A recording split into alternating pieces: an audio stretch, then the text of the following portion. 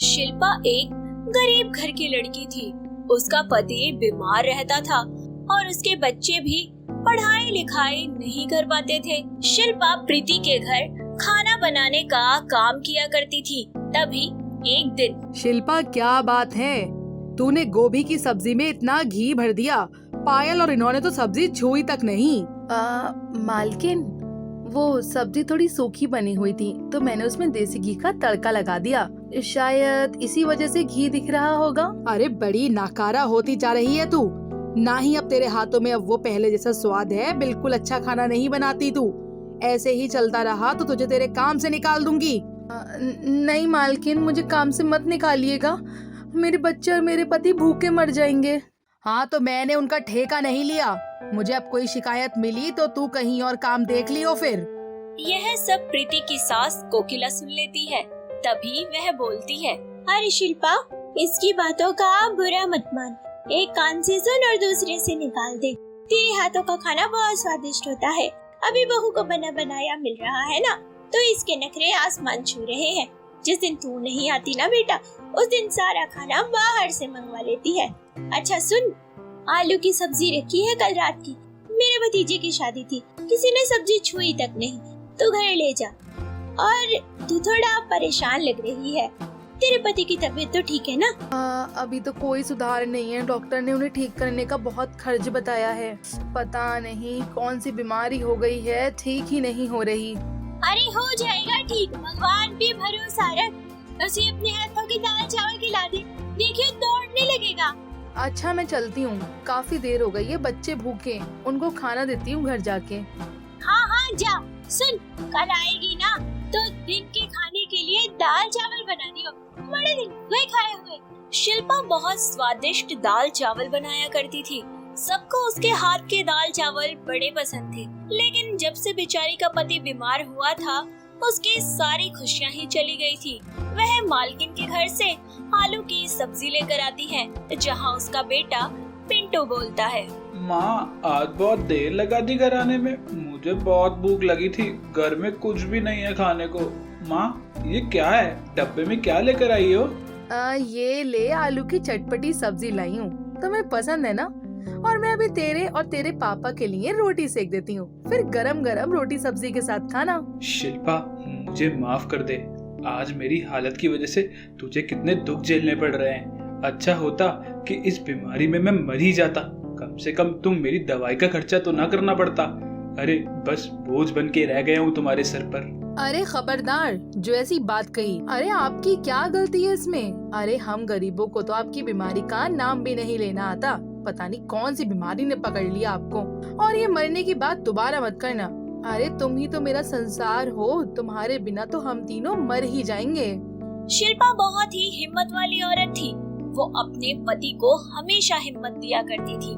पर एक दिन शिल्पा की हिम्मत खुद टूट गई, जब वह किसी कारण से उसकी मालकिन के घर खाना बनाने लेट पहुंची। प्रीति को शिल्पा का लेट आना बिल्कुल पसंद नहीं था, पर अपने पति की दवाई के चक्कर में वह लेट हो जाती थी।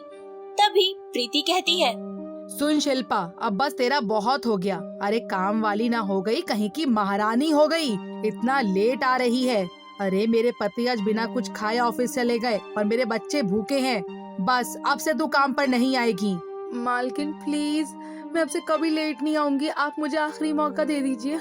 ऐसे अचानक से मुझे नौकरी से निकाल देंगी। मेरे पास तो कोई और घर भी नहीं है काम करने के लिए। मेरा बहुत नुकसान हो जाएगा मालकिन।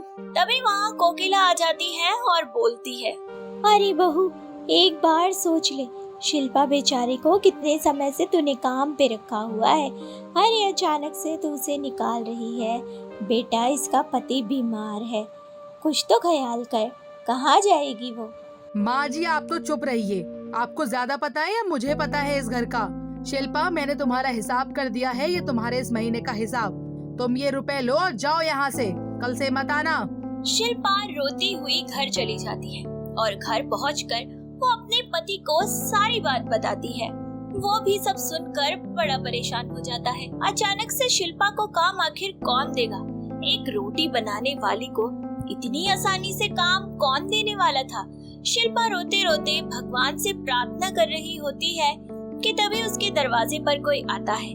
वह दरवाजा खोलती है तो देखती है कि सामने कोकिला हाथों में कुछ खाने का सामान लिए खड़ी है और शिल्पा से कहती है, अरे बड़ी मालकिन आप और इस गरीब के घर पे आइए आइए अंदर आइए।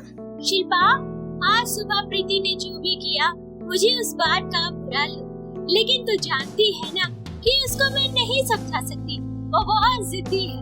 मेरा घर पे मन नहीं लग रहा था तो तुझसे मिलने चली आई। मैं एक सलाह देने आई हूँ, अगर तू माने तो बेटा। हाँ हाँ बोलो बड़ी मालकिन।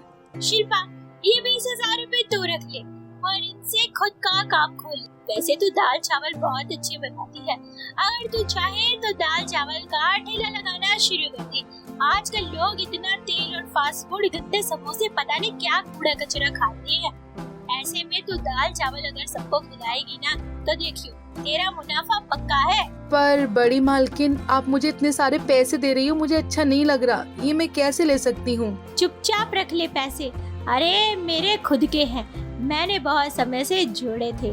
मैं अब बुढ़िया इन पैसों से भला क्या ही करूँगी, मुझे इसकी जरूरत नहीं है। और तू इन्हें रख ले और देर मत कर, जल्दी से दाल चावल का ठेला लगाना शुरू कर दे। फिर मैं रोज तेरे हाथ के बने हुए गरम गरम दाल चावल खाऊंगी। कोकिला की बात शिल्पा के पति को भी सही लगती है और वह उससे बोलता है, शिल्पा, बड़ी मालकिन ठीक कह रही है। तुम खाना तो अच्छा बनाती ही हो और जब हमारा काम चल जाएगा तो हम मालकिन के सारे पैसे लौटा देंगे। अपने पति और कोकिला की बात मानकर शिल्पा अगले दिन ठेला लगाने के लिए सारा सामान इकट्ठा कर लेती है और 1-2 दिन में उसका दाल चावल का ठेला लगना शुरू हो जाता है। अभी 2-4 दिन तो उसका काम बेहद मंदा था, क्योंकि मोमोज, बर्गर, समोसे, फास्ट फूड आदि जैसी चीजें दाल चावल को फीका कर रही थी।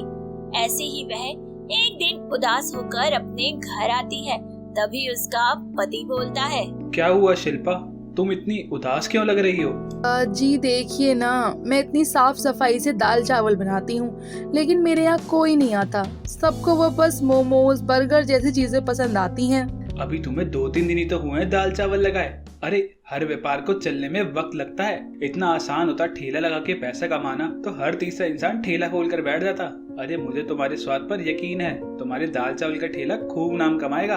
अपने पति की बात सुनकर शिल्पा को फिर से हिम्मत मिलती है और वह अगले दिन फिर से दाल चावल का ठेला लगा देती है, जिस पर लिखा होता है, बॉडी बनाओ, जंक फूड को दूर भगाओ। इसे पढ़कर लोग बहुत खुश होते हैं और 2 ग्राहक उसके पास आते हैं। सुनिए जी, हम दोनों को गरम गरम 2 प्लेट दाल चावल दे देना और रायता और चटनी ज्यादा कर देना। ठीक है, अभी देती हूँ आप दोनों के लिए भैया जी। और हाँ भाभी जी, आपने बहुत अच्छा लिखा है अपने ठेले पे। इससे शायद लोगों को थोड़ा समझ आए कि ये फास्ट फूड कितना खराब होता है शरीर के लिए। शिल्पा के दाल चावल का ठेला चल पड़ता है। अब उसमें एक नया आत्मविश्वास पैदा हो जाता है। धीरे धीरे वह दाल चावल के ठेले से पैसे कमाने लगती है और एक छोटी सी दुकान किराए पर ले लेती है। अब शिल्पा की दाल चावल की दुकान धमाधम दौड़ने लगी थी और अब वह दाल चावल के साथ साथ राजमा चावल, छोले चावल और कढ़ी चावल आदि भी बेचना शुरू कर देती है। शिल्पा ने काफी अच्छे पैसे कमा लिए थे। ऐसे ही एक दिन वह कोकिला के पास उसके पैसे लौटाने जाती है। नमस्ते छोटी मालकिन, वो बड़ी मालकिन से मिलना था।